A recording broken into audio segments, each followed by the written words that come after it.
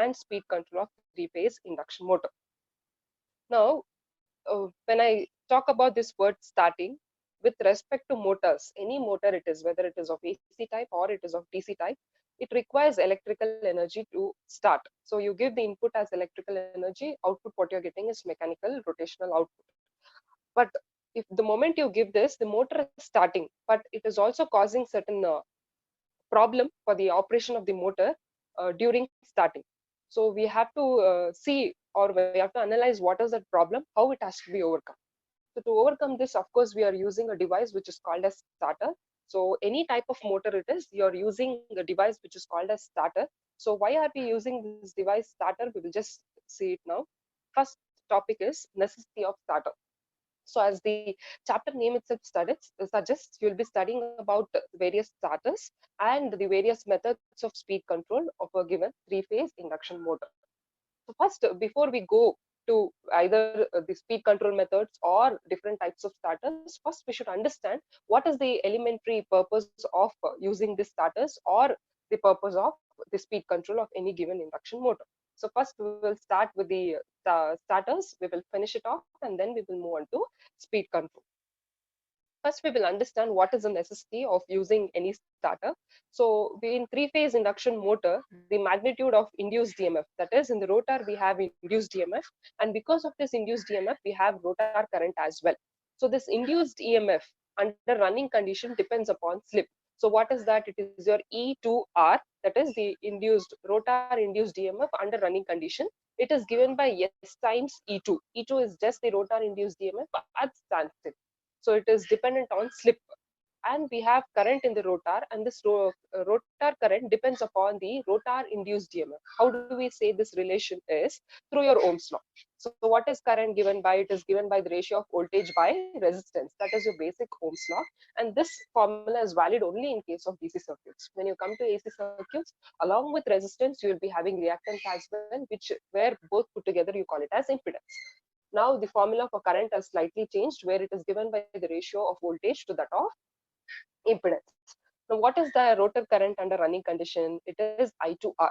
Now, this I2R is given by E2R by Z2R. E2R is the voltage or rotor induced EMF under running condition, whereas Z2R is the rotor impedance under running condition.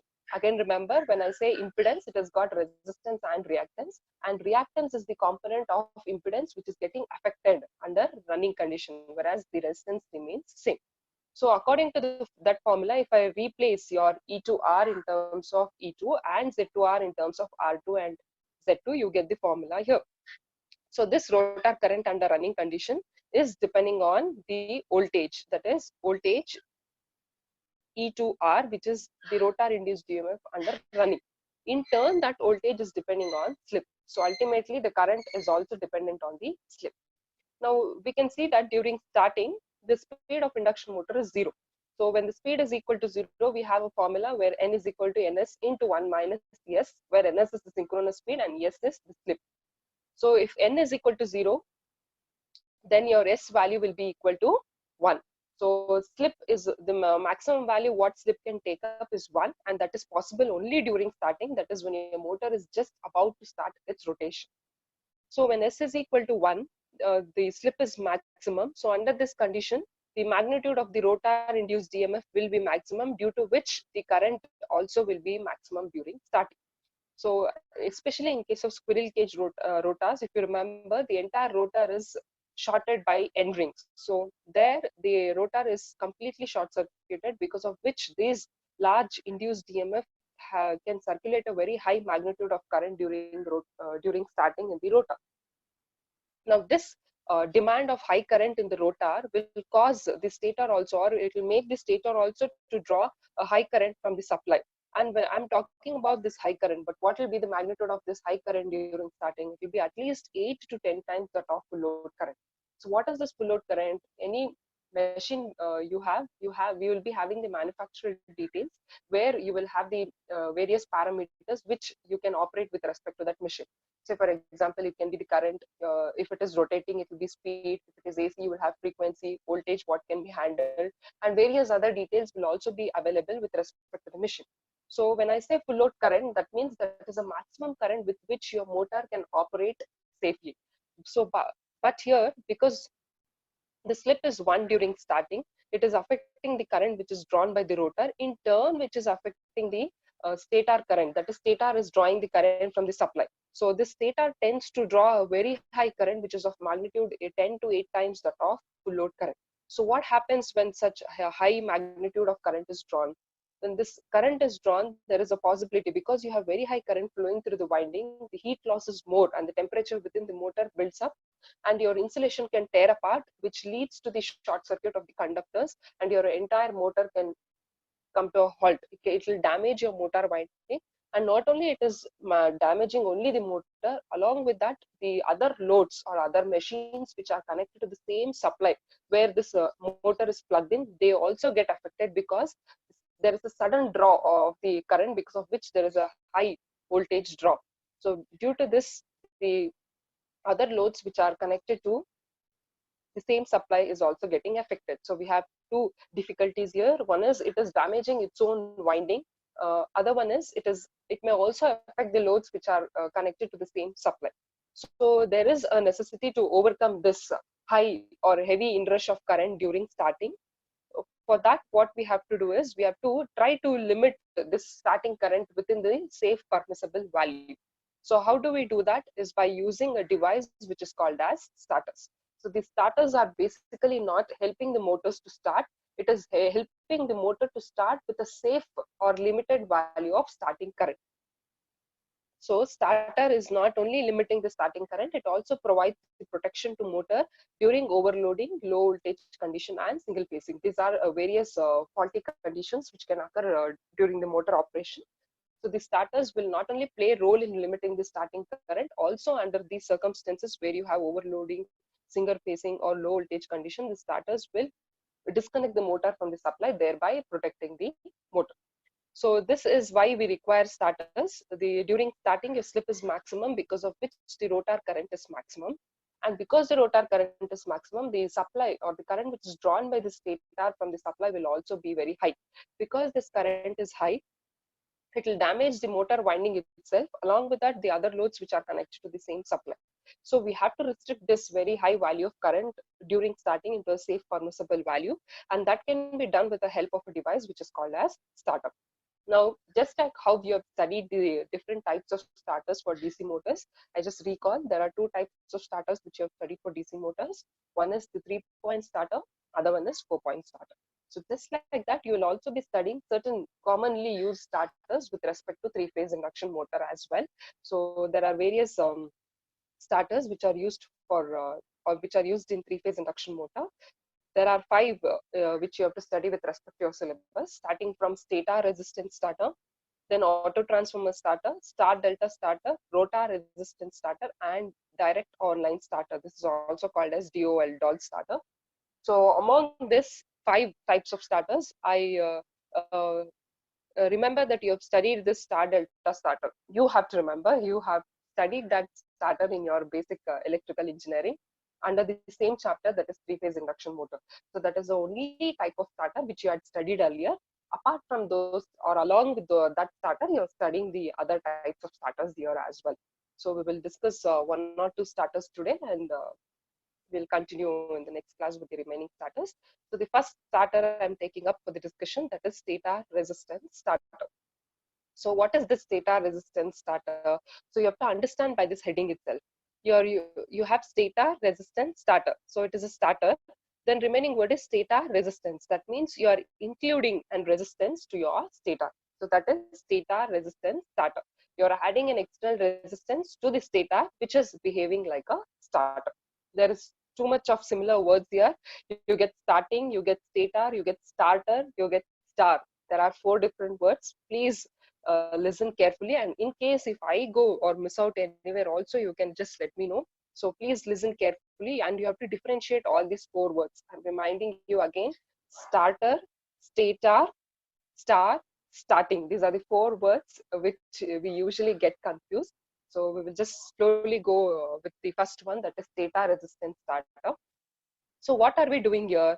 We are actually trying to apply a reduced voltage to the stator. because stator is drawing the supply or a current from the supply. So we will making the voltage, the supply voltage itself very low, so that the current what it supplies also will be according to the magnitude of voltage.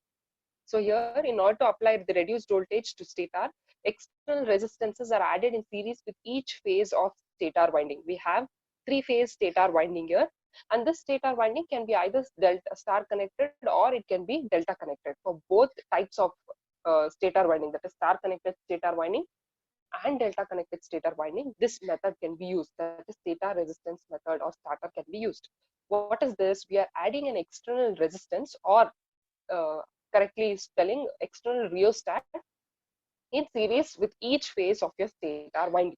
Now initially these rheostats are kept in cut-in position. Cut-in position means the resistance is maximum. Because the resistance is maximum here, the current which is passing through it will be restricted, or in the other words, the resistance is high and there is a more voltage drop. Because your voltage drop is more here, whatever voltage is coming from the supply will not be applied across the stator winding because of these resistances which are added in series with each phase of your stator winding. And this is the circuit connection. Here the stator of induction motor is star connected. The same illustration can be given for delta connected as well. So this you have to remember to which type of induction motor, to which type of stator winding these starters can be applied, you have to remember. So here it is applied to stator side, and it can be used for either star connected or delta connected stator winding. So initially we are keeping it in cutting position, that is the resistance is maximum.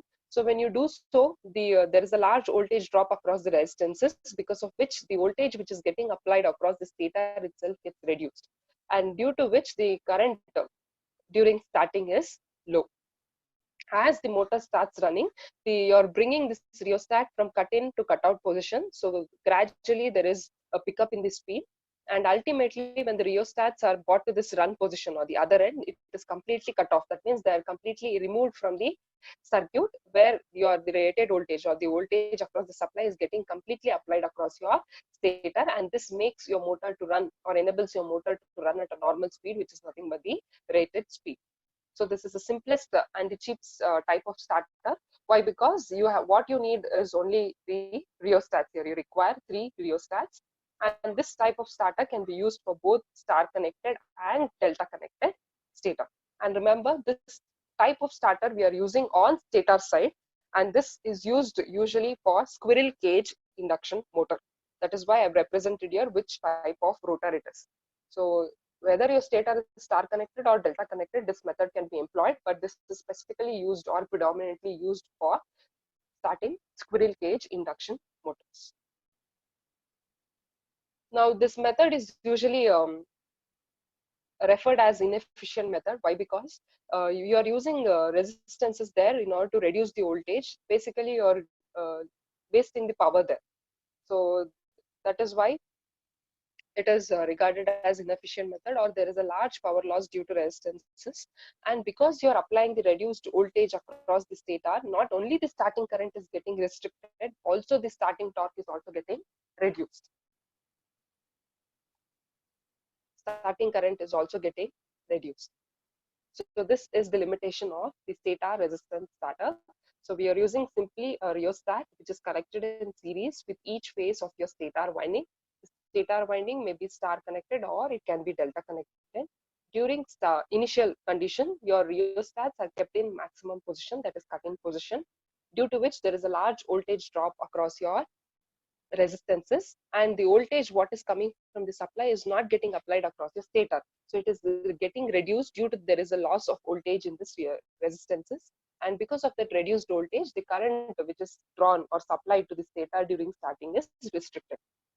And as the motor starts running and the speed picks up, you're slowly cutting off the resistance here and you're bringing it to complete cutout position. So in cutout position, it is as good as telling that the rheostat is not included in the circuit. So now the resistance, external resistance added is 0, because of which the entire supply voltage is getting applied across the stator winding, that is the rated voltage, because of which you have rated speed, or your induction motor runs at a normal speed. Normal speed is nothing but the rated speed value. Now, with respect to each type of starter, we have to obtain the relation between the starting torque and full load torque. So what is full load torque? That is a maximum torque which can be obtained with respect to the given induction motor. And we are finding out an equation which relates the starting torque with respect to that of full load torque. Now here I've taken an equation. Just recall your general equation where power is given by the product of torque and angular speed. T is equal to T into omega s. Here I've written P2. P2 means it is always with respect to rotor. So it is the input power to the rotor at synchronous speed. There are various power, just like how you have studied the power flow diagram with respect to DC motors, you have power flow diagram with respect to induction motor as well, which is a part of the first chapter in your third module, which we have not discussed. So as of now, you just remember P2 is the power input to the rotor at synchronous speed. So this is P2, it is with respect to rotor, and because it is at synchronous speed, your omega has to be omega s, and T is the torque produced. So from this, synchronous speed is constant. So this torque is directly dependent on the input power given to the rotor. But from your power flow diagram, there is a relation where this rotor input is given by PC by S. S stands for slip. PC is nothing but copper loss. So P2 is also given by, there is another formula using which you can find out P2, that is the ratio of the copper loss to that of slip. So how do you write copper loss? It is I square R loss. Because it is three-phase machine, it will be 3 times I square R. Which R, where are you talking this with respect to? It is with respect to rotor. So R will be now R2 and the current will be I2. So it is I2 square. And now your motor is running. So it is I2 R square by S. So in this 3 is constant and the resistance value also remains constant for a given machine. So what are the variable parameters here in the RHS? Are I2 R square divided by S. So your power input to the rotor will be dependent on the rotor current under running conditions, square of the current, and inversely proportional to the slip value. But we have your relation that P2 is directly proportional to torque.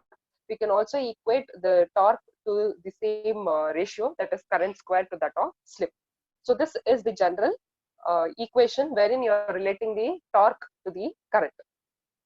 Now, the stator and rotor current can be related through transformer action. That is nothing but rotor is regarded as secondary, stator is regarded as primary. So the primary and the secondary current can be related by using a factor which is called as transformation ratio.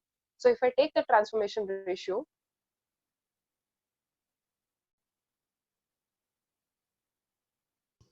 S Purvit? Ma'am, just a doubt, ma'am. Ma'am, isn't slip directly proportional to torque, ma'am? Like, shouldn't slip be directly proportional to torque, ma'am? That is according to your torque equation. There, if you observe, it is not just on the numerator, you have both in the numerator and denominator. Yes, ma'am. But it also matters on what are the other factors which are there in the formula. There you have voltage, you have resistance, you have reactance, all those stuffs. But here what are you having is only the copper loss. So depending on which Yes, ma'am.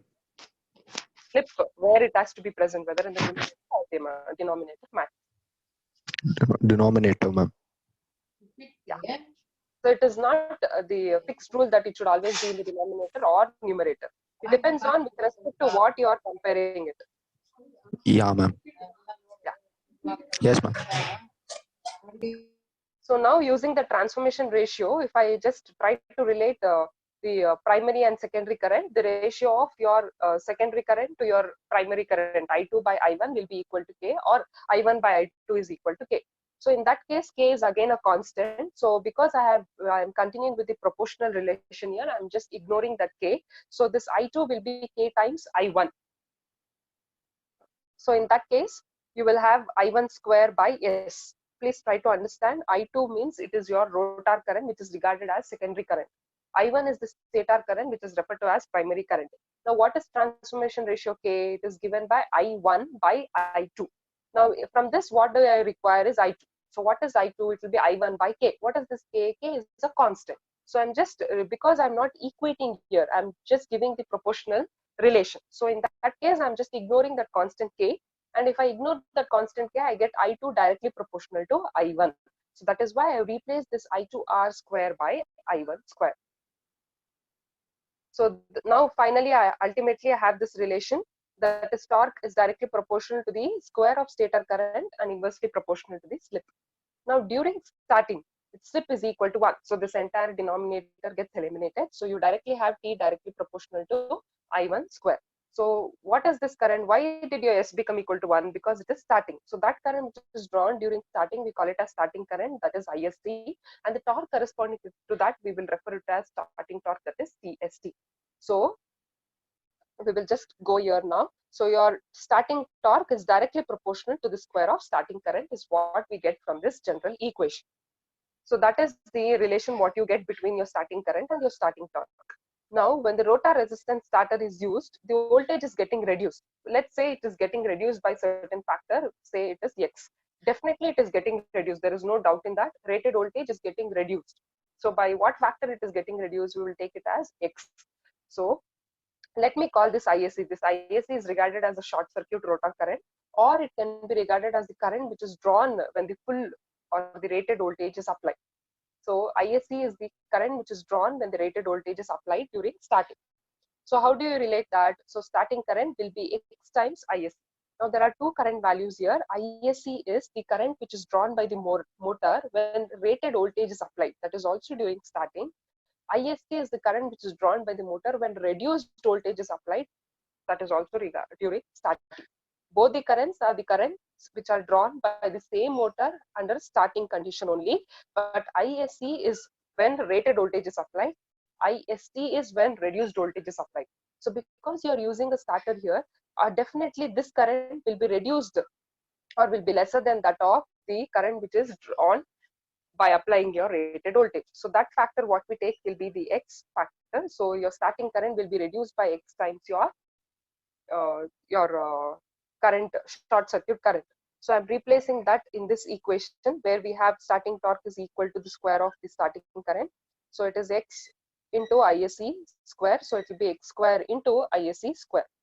But what is full load torque? If you go according to the same equation, under full load condition, definitely slip is not equal to 1. We will have certain value. So that value of slip under full load condition, we will take it as SFL, or in some books, you also have it just as SF. Okay, so it will be directly proportional to the square of full load current and inversely proportional to the slip at full load. So that is how you get this full load torque relation. Now I'm looking for the relation between starting torque and full load torque. So I'm just taking the ratio and substituting the equations. So here I have X square into ISC square divided by IFL square by SFL. So this term which is there in the denominator, in denominator will go to the numerator. So you'll be getting X square into the ratio of your the short circuit current to that of full load current square into the full load slip. This is what will be the relation between the starting torque and the full load torque. This is your stator resistance starter. Maybe this derivation, that is the relation between the starting torque and full load torque, is not that important, but provided you remember this relation. If you can remember this relation exactly, then you need not bother about the derivation. If not, if you cannot remember this formula, if you feel it's too confusing to handle too many formulae, then you will have to know this concept. So at least by using this concept, you can obtain the correct equation if at all this question is asked in your test or exam. So it is left to you how you handle that. Either you learn the derivation and don't memorize the final equation, or you cannot learn the entire derivation, memorize the final equation perfectly. This is regarding the stator resistance starter. The next one is auto transformer starter. I have only made mistake here. I'm sorry. Uh, irony. Okay, so it is an auto transformer starter. Please correct yourselves. It is not stator. It is auto transformer starter. So here, what are we doing? We are using another device itself, which is called as auto transformer. Which auto transformer we are using? We are using three phase. And what is the type of connection when you come to three phase? It is star connected. So you have to remember this entire details with respect to auto transformer. It is a three phase star connected auto transformer. We have three phase star connected auto transformer, which is connected between the supply and the stator winding. And the main agenda of using this device there is to reduce the voltage or reduce this voltage which is applied to your stator winding. So same concept as your previous starter, that is stator resistance starter. You are not allowing the entire rated voltage to get applied to your stator during starting. So you're reducing that voltage which is getting applied to your stator during starting. And because you're using auto transformer here to apply the reduced voltage, this starter is called as auto transformer starter, and you have the connection here. And all these starters are very important. Maybe in the exam he just specifically names certain starter and asks you to give the circuit diagram and its operation, or it can be given as list out the various starters and explain any two or three. So you have to learn the circuit connection with respect to all starters. So here you have stator winding here. Again, this type of starter can be used for either star connected or delta connected stator winding. I have one correction to be said here. See, yeah, I will just show it in another material what I have. You can see the difference in the connection between those two. See, there was a line which was drawn from this end to this end. That's wrong. There is no shorting of the connection between each phase. So they are separate. So this you please make a note. If you want, after the class, I will just share this sheet as well. So I just overlooked and shared that material. There is a minor changes in the connection. So this changes has to be made. So we will just go on with the discussion with keeping this change or modification in consideration. So there you have the star connected. For simplicity, I've just taken a star connected stator winding, and this method of starter is also used for squirrel cage type of induction motor itself. Now, what are we doing here? Here we are using a special type of switch which is called as changeover switch. Now, this switch has got 6 terminals or 6 connections, we can say. Now, what are those connections? You have 3-phase auto transformer here. So you're getting 3 terminals. We just number it in odd. So it is 1, 3, and 5. Because I have to change the windings here. Auto transformer, you know, you have used in your previous lab. When I use auto transformer, the voltage what you're applying can be controlled. If I say it is 0 to 220 volt auto transformer, any value starting from 0 to 230 can be set by using auto transformer. So that is this connection what is shown here. So for each phase, you have a variable contact there. So that variable contact is numbered with the even number. So totally you have 3 phases, and with respect to each phase you have 2 terminals where one is fixed, the other one using that contact you are varying it, or that is also called as a sliding contact. Now you're using a special type of switch here. What are you doing with that switches? During starting, so you are connecting the starting connection, it is upward connection. So when you connect it upwards, what is that happening? This auto transformer is getting included in the circuit, and by using this sliding contact, you can actually vary the voltage what you're applying into your stator winding. So maybe you can say I apply only 10 volts, then I gradually increase it to 20, 30, or initially 50. So you can decide on what is the range of the voltage you allow to flow into the stator winding by using your auto transformer. This is a 3-phase auto transformer. You have used this 3-phase auto transformer when you have conducted star delta experiment and Scott connection experiment in your previous lab. So when you use 3-phase auto transformer, equally that voltage gets applied across each phase. So you need not take care of what is the voltage in each phase. So when you're fixing it to say 400 volts, that 400 volts will be applied across each phase in your 3-phase system. So this is during starting. So because by using auto transformer, you're regulating the magnitude of voltage which is getting applied across this stator winding, the current during starting is also lesser, because of which you are restricting the high starting current which is drawn by the stator winding. Now as the motor starts to rotate and it reaches around 80% of the rated speed, the switch is shifted from the start position to the run position. Now what is that happening in this run position? Because this switch has also got 6 terminals, you have to handle all those 6 terminals. So how are we handling that? We are shorting every 2 alternate terminals. So 1 and 2 is with respect to one phase, that is R phase. So that is getting shorted. 3 and 4 is also getting shorted with respect to Y phase. 5 and 6 is getting shorted with respect to B phase. Now because they are getting shorted and this supply is entering your stator winding, the entire rated voltage gets applied across your stator winding, and because the rated voltage is applied, your motor starts to rotate at the speed, its rated speed. And how do we make changes in this in the position of this switch changeover switches? By using relays. So relays are nothing but you will feed in the data. Now these relays will be making the operation automatic. So it will just keep on measuring the speed of the motor. So once the speed of the motor reaches whatever value you have set, now here I've told it is 80%. So once the value crosses the 80%, it will automatically shift the position of the changeover switch from the upper position to the lower position, where the entire supply gets applied across your stator winding. So here the change in the switch position is done automatically by using relays. Now here there is no much loss, because here we are not using resistance, instead we are using winding, that is your auto transformer. So compared to your stator resistance starter, the loss with respect to auto transformer starter is very less. And it can be used for either star connected stator winding or delta connected stator winding, because here in your previous case what you needed was only resistances or rheostats, but here you require an entire auto transformer, three-phase auto transformer itself. So it is expensive compared to your previous method, that is stator resistance starter. Now here also you will have to obtain the relation between the starting torque and the flow torque. Now let this X be the fractional percentage tapping, that is auto transformer you can vary the voltage, output voltage what you're getting, that is depending upon the number of turns. So if the voltage is 0, that means the number of turns included in the circuit is 0. As you go on increasing the windings, the output voltage also goes on increasing. So here let this factor X be the fractional percentage tapping used from an auto transformer in order to apply that reduced voltage to the stator. Now again here we are considering same two currents. Both are starting currents. So ISC is the starting current of the motor when rated voltage is applied. And this IST is the starting current of the motor when reduced voltage is applied, that is when you have starter.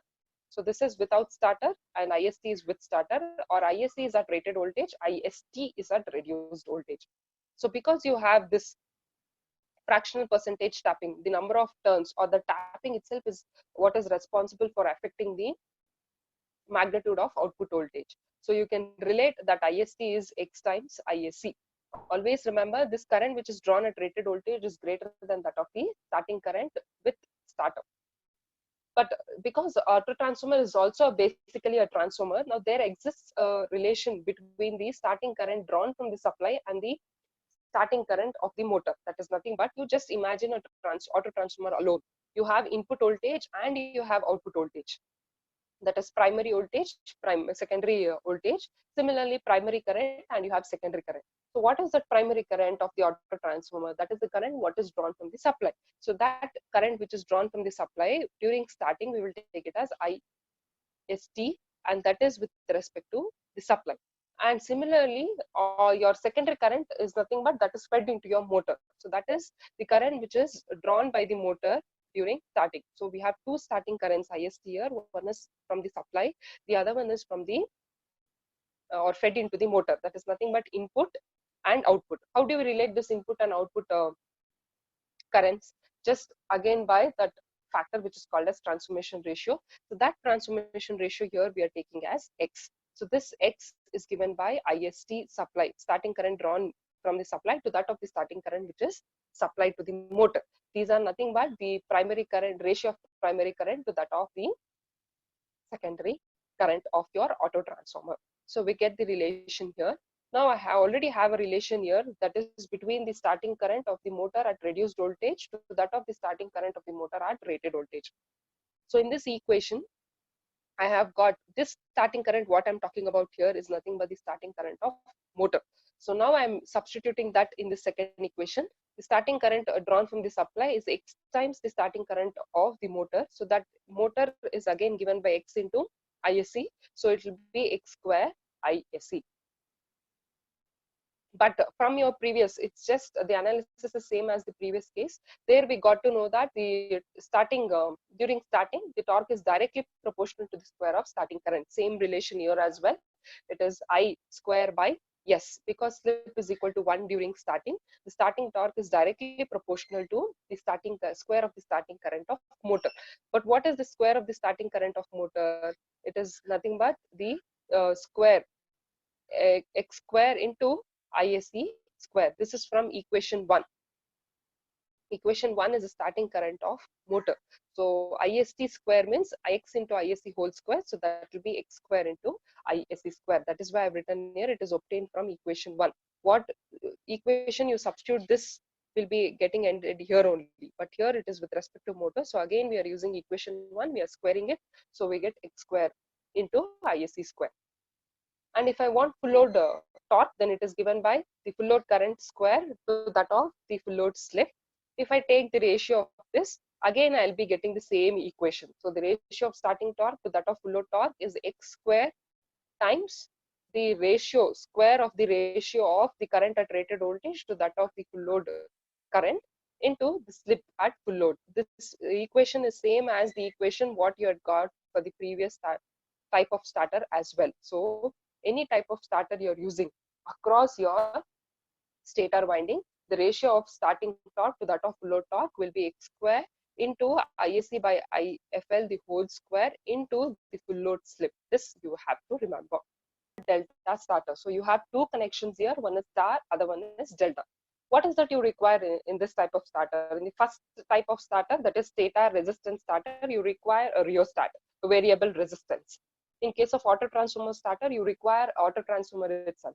But here in case of star delta starter, what you require is only a switch, which is called as triple pole double throw switch. It is called as TPDT switch. You all are aware of various types of switches. So this is one of the switch which is used for the certain applications. So triple pole double throw means because you're using for three phase, you have three poles there. Each phase you have one pole, so it is triple pole. Double throw means it is not like your typical switches where for one position you're getting closed circuit, for the other position you're getting open circuit. But double throw means for one position you get one type of connection, for the other position you get another type of connection. So in double throw switches, both the ends you will get connection. There is no open circuit at all. So the only thing what you require in this type of starter is a TPDT switch. So what is that we are doing? So here the name is star delta starter. So first you get star and then only you're getting delta. So using this switch or operating this switch, we are actually obtaining two connections with respect to stator winding. One is star connection, other one is delta connection. So initially during start, so remember star and start. So initially during start, the stator winding is put in star connection. So this is the configuration or connection of your TP DT switch. So TP DT, you have three poles here. And here this is a switch, double throw switch. So either you put it upwards or on the other side downwards, you're getting two type of connection. So what are the two types of connection you're getting? First we will analyze when, first we will take up when it is in start. So where is the start position? It is downwards. So when I put downwards, first I will start from this R phase. So when I come from R phase, where am I getting the connection? I'm getting it to 1. So from 1 I have 1 dash. So one dash, if I take it, I'm going to this point.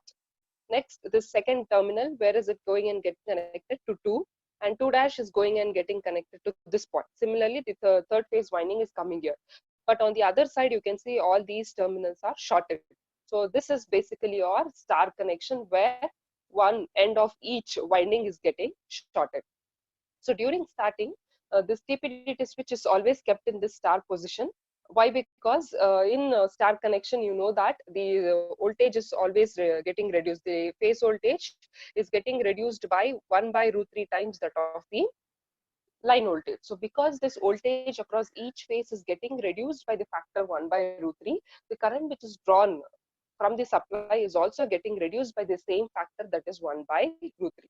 So this position of your TPDT switch is maintained until 70% of the rated speed is achieved. So once the motor speed reaches 70% of its rated speed, the switch is thrown to run position. So what is happening in run position?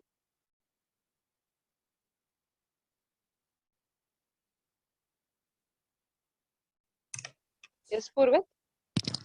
Ma'am, ma'am, when the voltage reduces, isn't the current supposed to increase, ma'am? Why? No, ma'am. Voltage is directly proportional to current. Yes, ma'am. Like in usual cases, when voltage reduces, resistance also reduces, and this one increases, no, ma'am. Current increases, no, ma'am. No, that is with respect to your transformer, where in order to maintain the asset balancing equation with respect to voltage and current. But this is simple Ohm's law, where your voltage is directly proportional to current. Okay, So if ma'am. you reduce the supply, then the current which is coming from there itself is getting reduced by the same current because they are losing resistance. Yeah, okay, ma'am. Sure, ma'am. Got it, ma'am.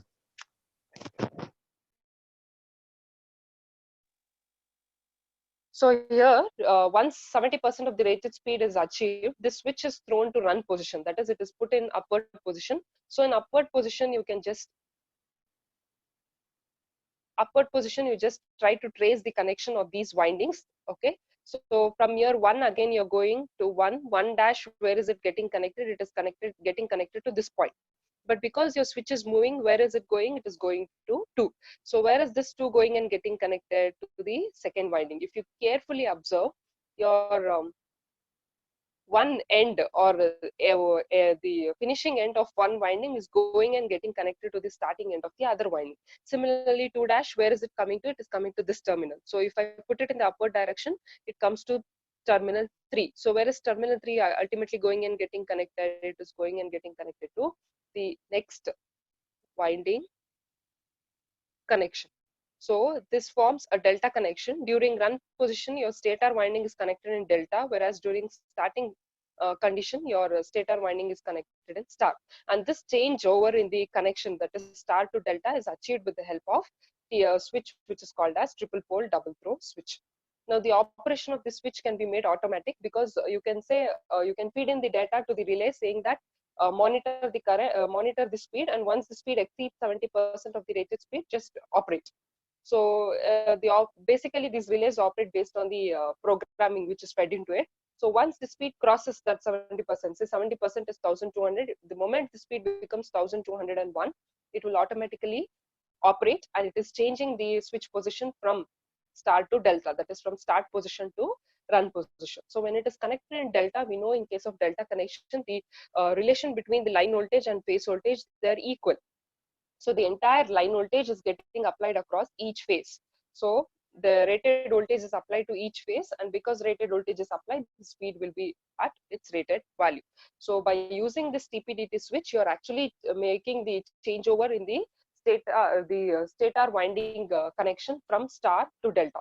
So in star, you remember the phase voltage is getting reduced by 1 by root 3 times the line voltage. So the current in each phase is also getting reduced by the same factor, that is 1 by root 3. And this is maintained during starting. And once the speed slowly picks up and reaches 70% of the rated speed, by automatic operation through relays, the switch position is changed to a run position, where the stator winding is getting connected in delta. So in delta connection, there is a relation between the line voltage and phase voltage where they're equal. So the entire line voltage is getting applied across each phase. So the rated current is available, due to which the speed is also at its rated value. So what are the advantages of this type of starter? This is the simplest and cheapest of any type of starter you consider, because even if you take the first type, what we discussed, that is stator resistance starter, there we require a rheostat for all the 3 lights to be connected.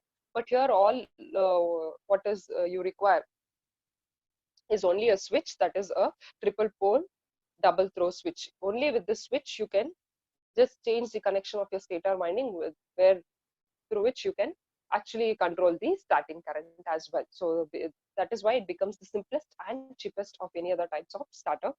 But there is a limitation of the starter as well. So what is the limitation? The limitation is, we are telling the voltage is getting reduced, in turn because of which the current is also getting reduced when it is connected in star. But the factor by which it is getting reduced is always 1 by root 3. It can neither be reduced nor it can be increased. So it is always fixed. So the factor by which the voltage is getting reduced is always fixed, which cannot be changed. That is one limitation. The other limitation is, ultimately, that is once the speed reaches above 70% of the rated speed, you're throwing the switch in run position. That is, ultimately your induction motor stator winding has to be designed to operate in delta only. So this can be used only for delta connected stator winding. but it cannot be used for star connected stator winding. So these are the two limitations. It can be used only for delta connected stator winding, and the factor by which the voltage gets reduced is always fixed, that is 1 by root 3, which cannot be changed.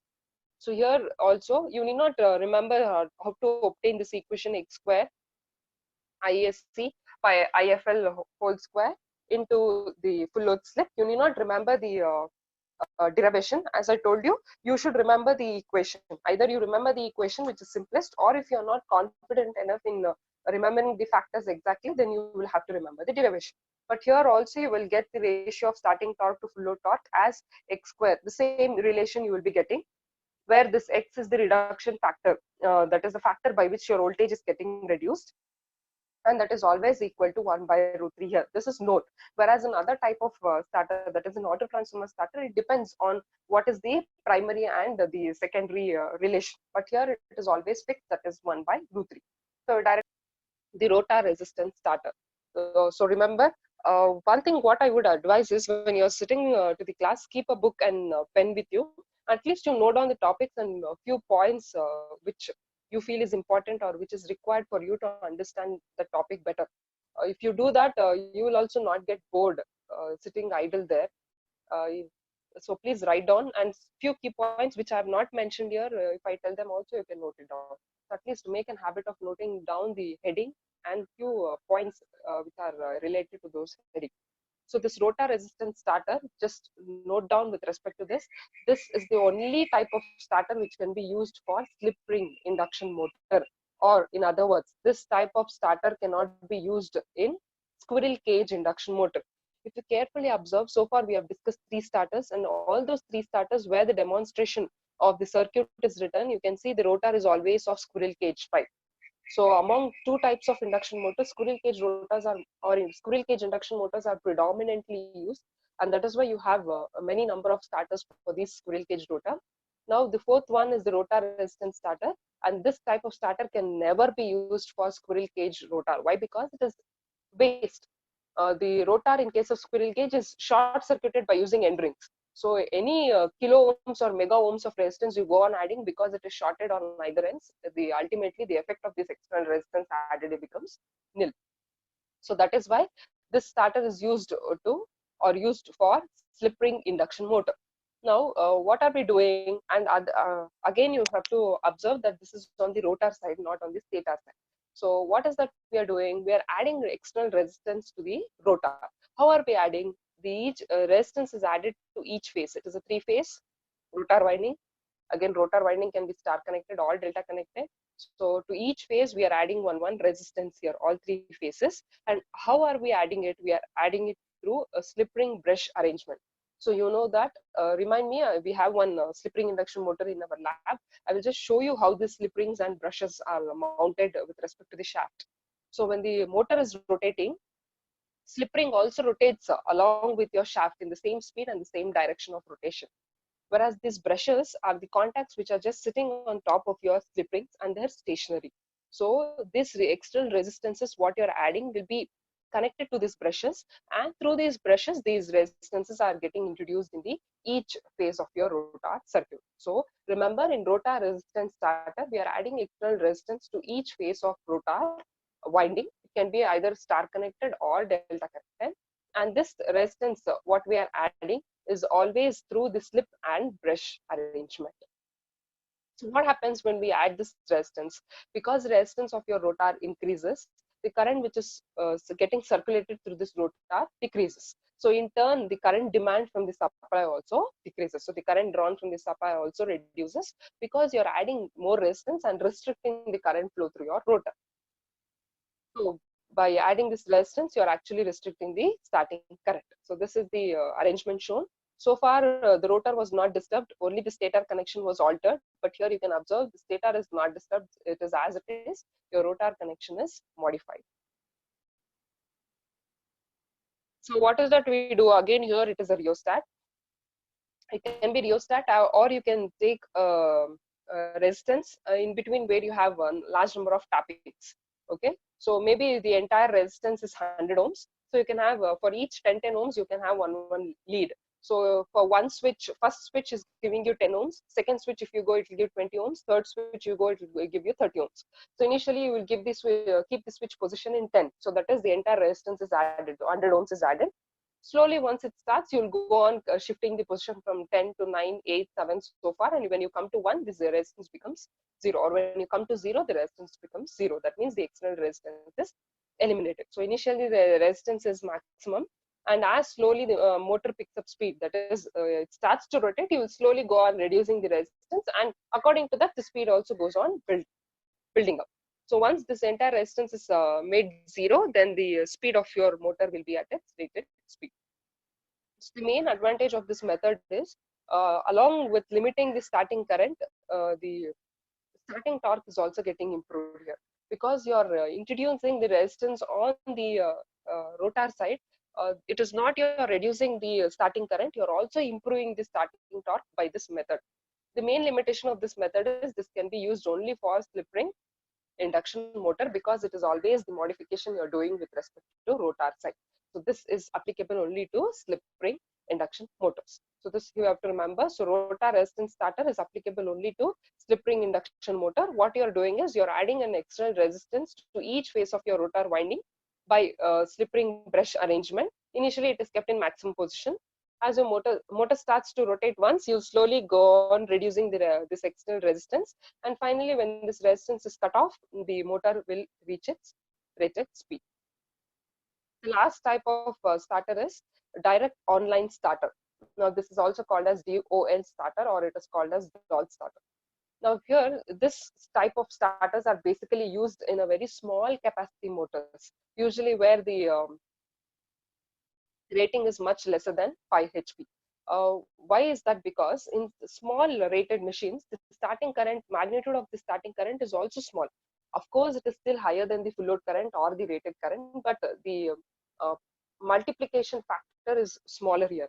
So this current, for a small duration of time, it is only for the fraction of second it draws this large current, and for a small duration of time, this large current can be handled by the motor itself. So there is no necessity for us to restrict or reduce the starting current in case of small capacity motors. I repeat, in case of small capacity motors having rating less than 5 HP, the starting current is not very high, and these motors can withstand such starting current without any starters. So basically, this direct online starter is not reducing the voltage or the starting current. In turn, what it is doing is it is providing other sort of protections. What it is, we will see. So because but the motor itself can withstand this current to certain extent, there is no need to reduce the applied voltage to the stator. So such motors are directly connected to the supply through a starter which is called as DOL starter. So remember, DOL starter or direct online starter is the starter which is not reducing the starting current. But what it is doing is, during any abnormal or faulty conditions in the motor, say for example, there is overloading, single phasing, or some fault, during that condition, we have various mechanisms here in the circuit through which it will detect that abnormal condition, and it will accordingly enact. What it does, here you have a fuse initially. So current is flowing from the supply to the motor. So whenever the current which is coming from the supply itself, there is some problem, or the magnitude is more than the safe value, fuse will be monitoring it, and once the current value increases, the fuse operates, it melts, and it trips, thereby disconnecting the supply from the motor. Now we have other mechanisms as well, that is this thermal overload relay. We will discuss that. Before that, we will just see how this operates. We have two contacts here. One is called NO, other one is called NC. NO means it is normally open, NC means normally closed. That is nothing but this is a switch which is kept open. The moment any supply, these are like your automatic switches. The moment you give supply, it operates. So the moment it gets supply, it always gets closed. What is this NC? While manufacturing only, the circuit is closed. So the moment the supply is given to this NC, it will get opened. So that is what you have to remember. NO, NC. NC means it is a closed circuit. NO means it is a open circuit. But the moment you give supply for that switch to operate, NO becomes NC and NC becomes NO. That is what you have to remember. So NO contact is normally open and NC is normally closed. So during starting, what we do is this NO is pushed for a fraction of a second. So when this operated, it becomes NC. So when it is operated, you can see here, you have certain contactors here. These contactors are nothing but this lead is coming from the supply and this is going into your motor, and you can see there is no connection between these two leads. So once this NO is pushed, due to this the coil gets energized. You can see the connection here. So when this is closed, you have the connection to this contactor, because of which all this contactor gets pulled. So these three contactors get pulled and they get attached to these two leads, thereby connecting these two leads, and the current flows through these leads into your stator winding. So we have three phase R, Y, B. So these three contactors are used for supplying the input to your stator. So that is by operating your NO contact. Now when this NC is pressed, the coil gets opened. So there is an open circuit and the coil gets de-energized. This magnetizing coil is there, right? So it gets de-energized. So the moment this coil gets de-energized, this will not be able to hold on to these two leads at that time. So it will just trip. The moment that trips, the motor gets disconnected from the supply. I'll repeat the operation. Just remember the connection here. This normally open connection is getting connected to this point, and this magnetizing coil is getting the supply to getting the current from the supply through this combination of switches. And you can see this NC and NO are internally connected again. So when during starting this NO is operated, that means it becomes NC, it is closed, due to which there is a closed circuit, so current flows and the coil gets energized. Once this gets energized, it is just attracting all this contactor towards it. So in that means it just comes and clings to these two leads, and this gets connected, and the supply current is flowing into the stator through the contactors. When NC is operated, that is there is open circuit. Because there is open circuit, current does not flow through this magnetizing coil. Once the current is not present in this magnetizing coil, the contactors are no more energized. So the contactors gets disconnected. They go back to their initial position, and there is no connection between this lead and this lead. That is, there is no connection between your supply and the motor. So the motor gets disconnected from the supply. Now, whenever there is an overload condition, the current overload means the current drawn by the motor will be more. So once the current drawn by the motor is more, the overall temperature within the motor increases. So this thermal load relay, overload relay, what is there? It is basically temperature operated. So certain value of temperature will already be fed into it. Say for example, around 70 degrees Celsius is fed. Once up to there, it will continuously keep on monitoring the temperature in the motor. So provided the temperature is 70 or less than 70, it does not operate. Once the temperature increases above predetermined value, it will operate and thereby disconnecting the supply and the motor. So whenever the overload condition, current drawn by the motor increases, due to which there is an excessive heat production. This is because of your loss, I square R loss. Because your current is increased, it is square times your copper loss. So there is a heat. The copper loss is nothing but in the form of heat. So because of this, the temperature is going beyond the limit, and that limit value is already fed into your overload thermal relay. So once this value is crossed, the thermal relays will operate and protect the motor during overloading condition. So this is the operation of the DOL starter. So basically, this direct online starters are not reducing the starting current. Instead, these are providing the protection to the motor under various other faulty conditions like overloading, single phasing, and faulty conditions. It is just helping out your motor, or it is protecting the motor. Where are these types of starters used? These type of starters are used in those motors where the capacity is small. That is, the rating is very small. Why? Because there the starting current, of course, it is more than that of the full load current, but still the magnitude is to that extent that the motor can withstand for few seconds. So there is no requirement for using a separate starter. But here, why we are using this starter is just to provide protection against a few abnormal conditions with respect to the motor. Thereby, it is just keeping your motor and the supply separate, wherein because if you have any fault on your supply side, your motor is not getting affected, or if there is a fault on the motor side, your supply is not getting affected. So both are important. Keeping your supply as well as the motor operation in stable condition is very important. So all those conditions will be continuously monitored by the starter, that is DOL starter, and that will be taken care. That is what is this direct online starter doing. So with this, the starters which are used for three-phase induction motor is over. This is what is important for your exam. First one is stator resistance starter. Second one is auto transformer starter. Third one, star delta starter. Then rotor resistance starter, direct online starter. Remember, the first three what we discussed is predominantly used in squirrel cage starter, squirrel cage induction motor. Then the fourth type what we discussed was rotor resistance starter, that is used only in slip ring induction motors. And this direct online starters are not reducing the starting current, unlike the other four starters what we have studied.